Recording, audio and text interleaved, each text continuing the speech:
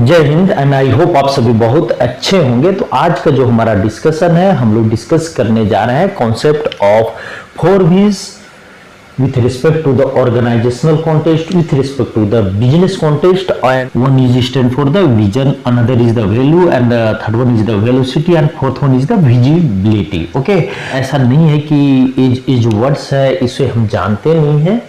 हम सारे लोग जितने भी जो वर्किंग प्रोफेशनल्स हैं, हम सारे लोग इस वर्ड्स को समझते हैं। In context of the organisation आज का जो डिस्कशन है, हम लोग उसमें ये समझेंगे कि इनका क्या जो इम्पैक्टफुल मीनिंग है, ऐसे एक ऑर्गेनाइजेशन को फ्यूचर के लिए इम्पोर्टेंट है, कैसे इनका जो इम्पैक्टफुल जो मीनिंग है एक ऑर्गेनाइजेशन के लिए। तो सारे वन बाई हम डिस्कस करेंगे, अब बहुत ही डिटेल में डिस्कशन करेंगे, क्योंकि हम जब तक से किसी भी चीज को अच्छे से जब तक से समझेंगे नहीं, तब तक से हम उसे इम्प्लीमेंट नहीं कर सकते, हम उसको फील नहीं कर सकते कि means how it works and how it help us. Okay, so ये जो सिंपल सा दिखने वाला जो टर्म है vision, value, velocity and visibility, हम लोग इसको बहुत ही डिटेल में देखेंगे। और आई थिंक इसको देखने के बाद, डिस्कशन करने के बाद, आप जब इस लेक्चर को पूरे देखेंगे तो आई थिंक आप बहुत ज़्यादा कॉन्फिडेंट होंगे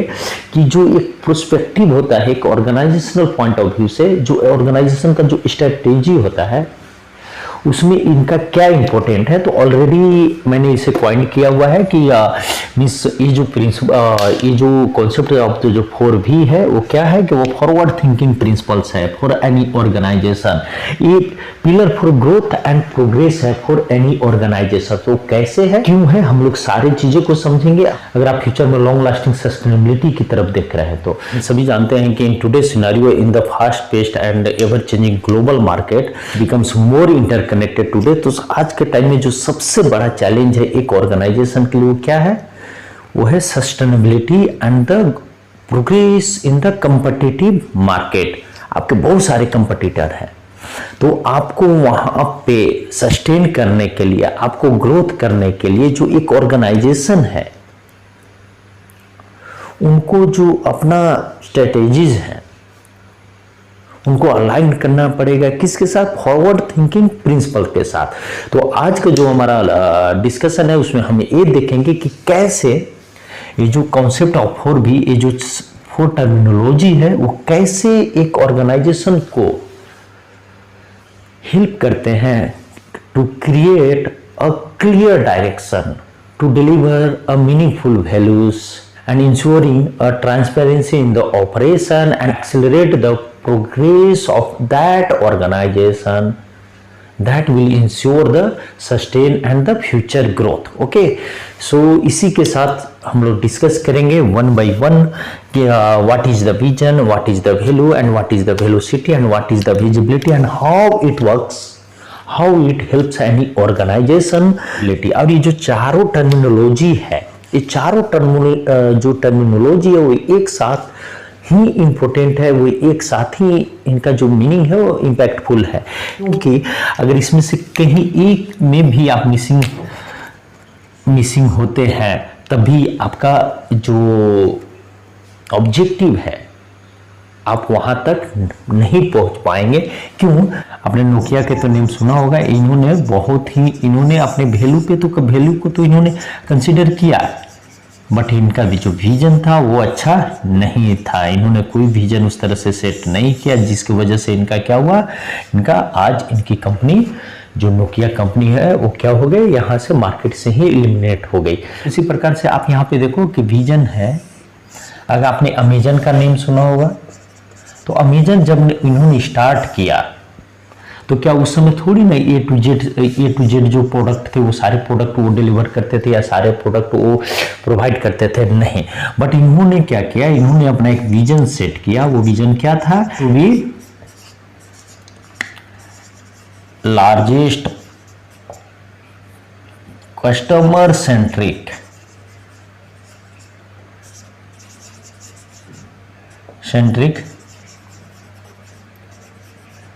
company of the world, where anyone can buy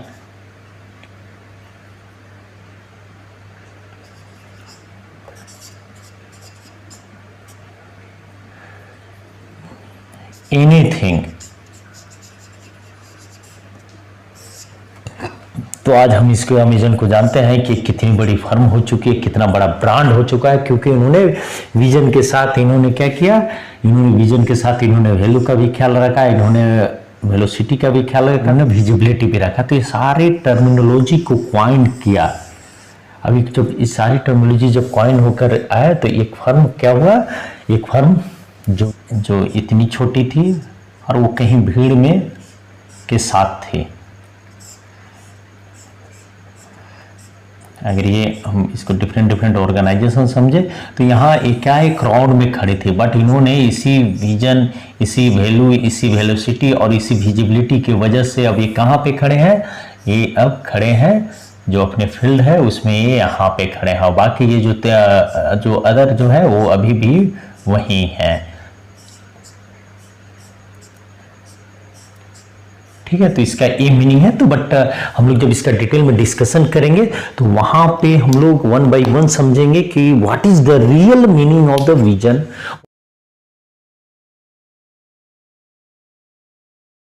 so vision क्या है कि हम लोग इसको देखते हैं कि what is vision. A vision is a clear forward looking statement that describe future state of an organisation. It outlines what the organization aims to achieve in the long term. So हम यहाँ पे देख सकते हैं कि जो vision का ये जो डेफिनेशन है, अगर हम अपने कॉन्टेक्स्ट में समझना चाहें तो vision means visualise the future. Suppose आज आपकी कंपनी यहाँ है और आज के 10 साल के बाद आप एक ऐसा विजन सेट करते हैं कि हमारी कंपनी जो है 10 साल के बाद इस पोजीशन पे रहेगी। हम लोगों ने देखा था कि जो अमेजन का जो कॉन्सेप्ट था, जब उन्होंने स्टार्ट किया था तो उनका विजन क्या था, उनका विजन ये था कि इस दुनिया का सबसे लार्जेस्ट कस्टमर सेंट्रिक कंपनी होगी जहां पे anyone can buy anything online. और आज उसका रिजल्ट आप देखो कि उन्होंने एक टाइम पे एक विजन देखा और फिर उस विजन को पूरा करने के लिए वो एक कंटिन्यूअस इंप्रूवमेंट के तहत वो अलाइन रहे और फिर आज उनका जो अचीवमेंट रहा।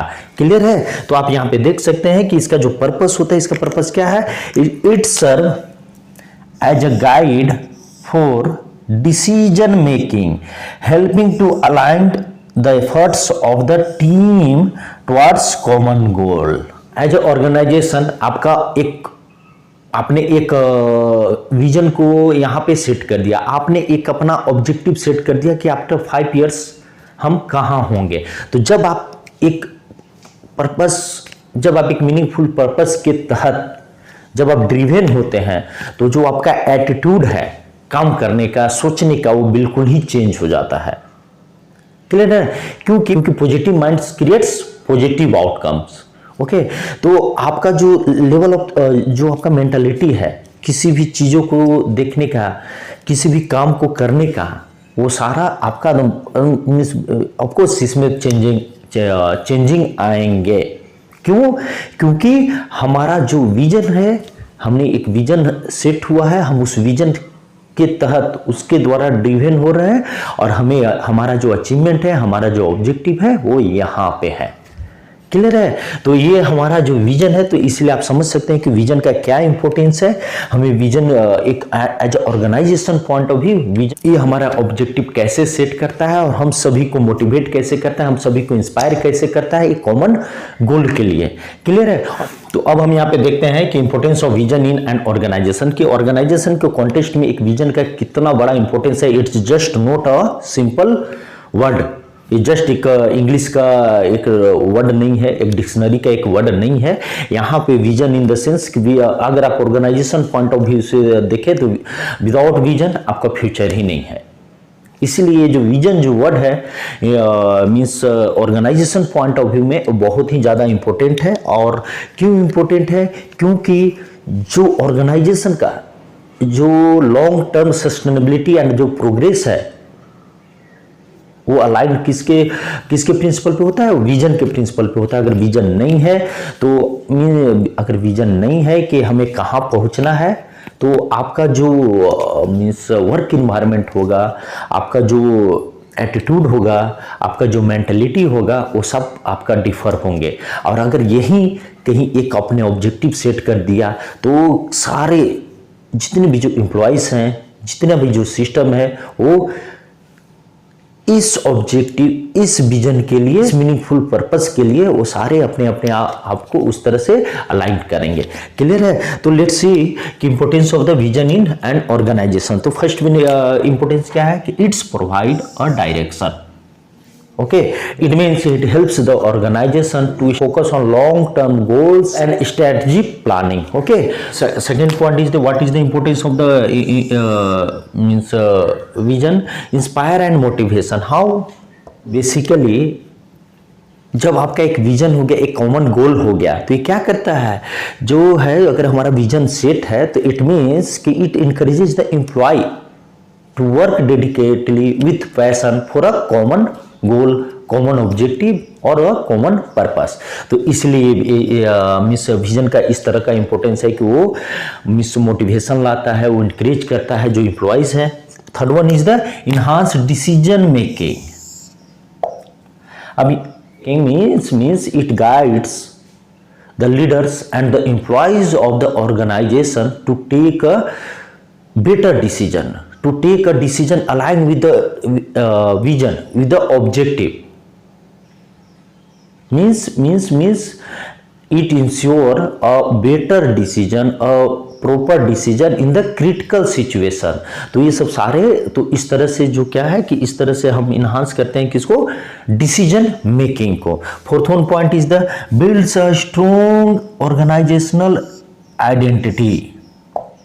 तो basically it defines an organization what is stand for, its brand value and its culture. Okay, so next point is the attracts and retain talent.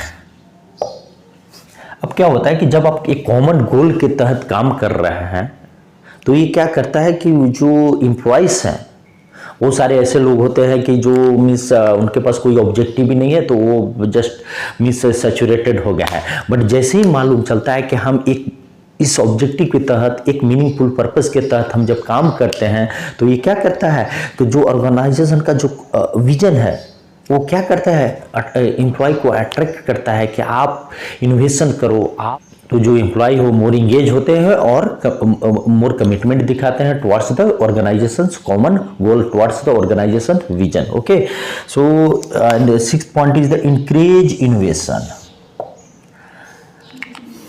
अब यहाँ पे हम देख सकते हैं कि जब एक आप ऑर्गेनाइजेशन एक जब विजन सेट कर दिया तो अब वहाँ पे क्या होता है, ये आपको किसके लिए इंस्पायर करेंगे?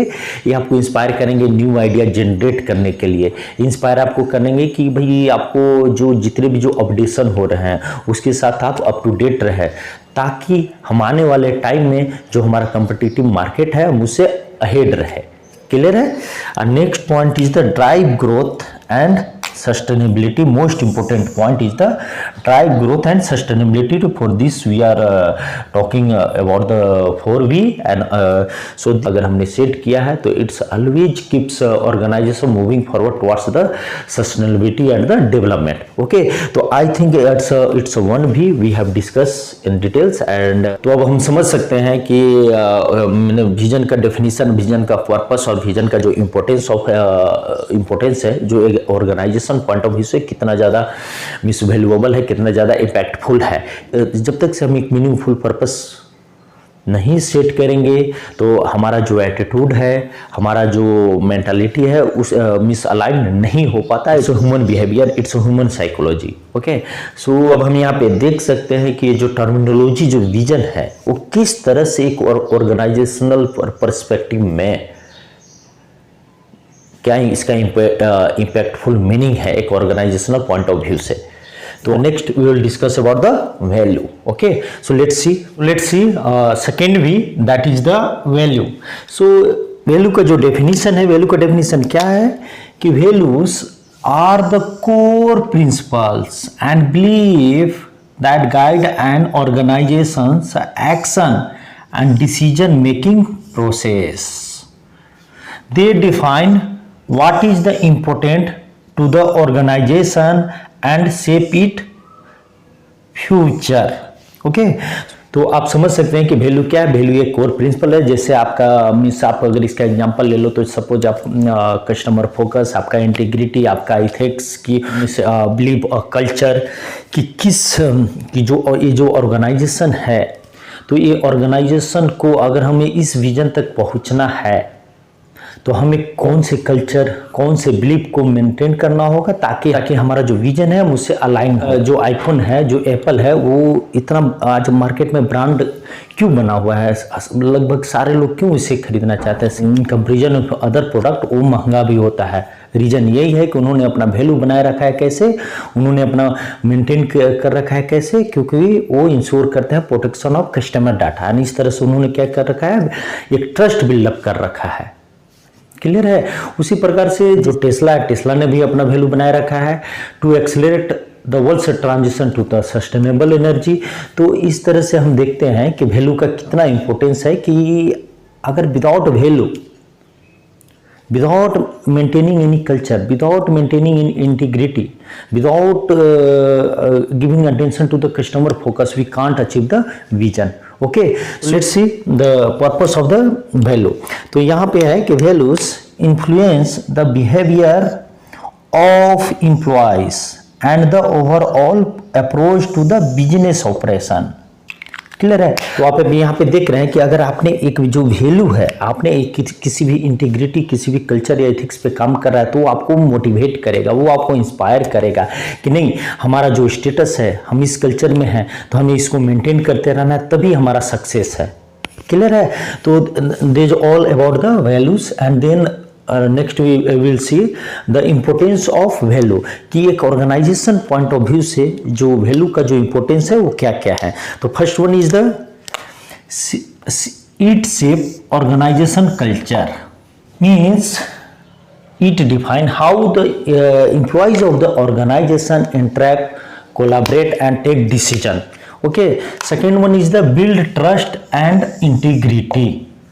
It means established standard ethics that is responsible for strengthening the relationship between the employees, customer or the stakeholder. Okay, so third one point is the guide decision making. It means it helps in consistent, fair and purpose driven choices. Okay, so fourth one is the enhance employment engagement. It means when employees resonate with the organization's ethics, so at that moment they will get more motivated, they will get more energetic, they will get more committed. Okay, so fifth number point is the attract like-minded talent. It means it will help to hire the individual who aligns with the ethics and purpose of the organization. And sixth number point is the improve customer loyalty. So customer loyalty आपने देखा वो iPhone वाले case में क्या देखा कि जो iPhone है वो क्या प्रोवाइड करता है। अभी जो ये टेक्नोलॉजिकल जो टाइम चल रहा है यहाँ पे सबसे बड़ी जो रिस्क है वो क्या है, डेटा को लीक हो जाना, और यही काम क्या करता है, आईफोन प्रोटेक्ट करता है। क्लियर है। तो इस तरह से, और अभी तक उस तरह से बहुत बड़ी केसेस नहीं आया है डाटा लीक का जो आईफोन यूज कर रहा है। तो इसीलिए जो कस्टमर का जो लॉयल्टी है वो किस पे डिपेंड करता है, वो डिपेंड करता है जो ऑर्गेनाइजेशन का जो वैल्यू है। इट मीन्स कि customer connect with the brand that reflect their own values. Okay, so and जो then seventh point is the support long term success. Means कि जो कम्पिटिटिव जो मार्केट है, जो चेंजिंग जो इन्वायरमेंट है, अगर ऑर्गेनाइजेशन के पास अगर स्ट्रॉन्ग वैल्यू है तो वो बहुत लॉन्ग टाइम तक वो क्या कर सकते हैं, वो सस्टेन कर सकते हैं, वो प्रोग्रेस कर सकते हैं और वो सर्वाइव कर सकते हैं। तो दे जो all about the second V that is the value and next we will discuss about the third V that will be the velocity. Okay, so let's see third भी दैट इज द वेलोसिटी। इसका definition कि what is the velocity in the context of the organisation. तो it means it refers to the speed at which an organisation can deliver product services और achieve goals. आपने एक goal decide किया है, आपने vision भी ready कर लिया कि आज के 10 साल बाद हम कहाँ होंगे, एंड देन आपने आप अपना वैल्यू पे भी काम कर रहे हैं। आपके ऑर्गेनाइजेशन का एक बहुत ही स्ट्रॉन्ग वैल्यू है, बट कहीं आप लैग करके वेलोसिटी के रिस्पेक्ट में, तो भी आप जो आपका जो डिजायर, जो सक्सेस है, जो आपका जो पर्पस है, आप वहाँ अचीव नहीं कर पाएंगे। क्लियर है? तो अब यहाँ पे देख लेते हैं कि it specifically relates to the amount of work a team can complete in a given time period। Means क्या है कि हमें जो आउटपुट है, हमारा जो आउटपुट है, हमें एक प्लान वे में, और हमारा जो डेडलाइन है उसको हमें मीट करना ही पड़ेगा, तभी जो हमारा ये जो विजन है, जो हमारा जो ऑब्जेक्टिव है, हम पहुंच पाएंगे। क्लियर है? अब इसका जो देखते हैं कि इसका जो पर्पस क्या है। इट हेल्प्स मेजर प्रोडक्टिविटी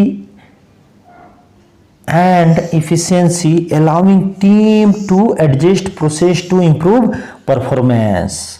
अब आप देख रहे हैं कि मीन्स एक किसी प्रोडक्ट का, किसी सर्विस का एक डेडलाइन है, बट आप वहाँ पे आप देख रहे हैं कि आप उसको फुलफिल कर ही नहीं पा रहे हैं। तब आप क्या करेंगे कि आपका जो है, आप रूट कॉज एनालिसिस करेंगे कि वहाँ इस तरह से आपका जो है कंटिन्यूअस इंप्रूवमेंट होगा, और जो आपने जो विजन देखा है आज के 10 साल के बाद, तभी आप कंटिन्यूअस इंप्रूवमेंट के बेस पे ही आप वहाँ पहुँच पाएंगे। क्लियर है? हम लोग देखते हैं इंपोर्टेंस ऑफ वेलोसिटी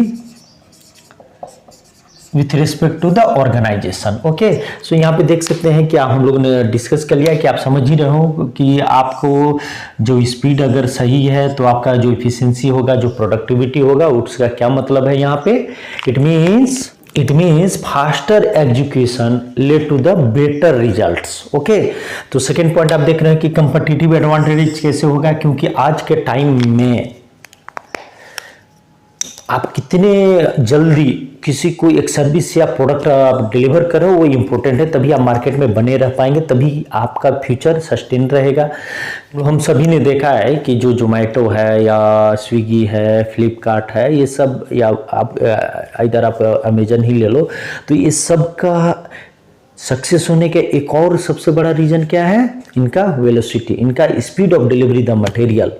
क्लियर है? इसलिए यहाँ पे वेलोसिटी भी इंपॉर्टेंट है। Third point is the predictability and the planning.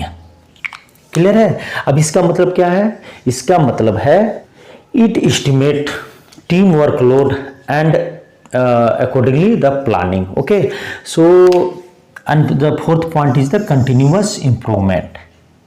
अब आप विदाउट कंटिन्यूअस इंप्रूवमेंट आप यहाँ से यहाँ तक नहीं पहुँच सकते। आज आप यहाँ हैं तो कल आपको यहाँ पहुँचना पड़ेगा, कल यहाँ आना पड़ेगा, कल यहाँ आना पड़ेगा, यहाँ आना पड़ेगा, और इस तरह से आप वन बाय वन स्टेप कर करके आपका जो विजन है, उतना टाइम में आप यहाँ तक आपने जो गोल है उसको आप अचीव कर सकते हैं। तो आज 4 वी में से 3 भी हम लोगों ने कंप्लीट कर लिया। First one is the vision, second one is the value, third one is the velocity, and the fourth one is the visibility, जो कि बहुत ही इंपॉर्टेंट फैक्टर है ये सब को ड्राइव करने के लिए। ये जो हमारा विजन है, ये जो वैल्यू है और ये जो वेलोसिटी है, तो हम लोग है, तो इस सब के लिए फैक्टर बहुत ही ज़्यादा इंपॉर्टेंट है, visibility, transparency. So let's see the fourth point, that is the visibility. Okay, so let's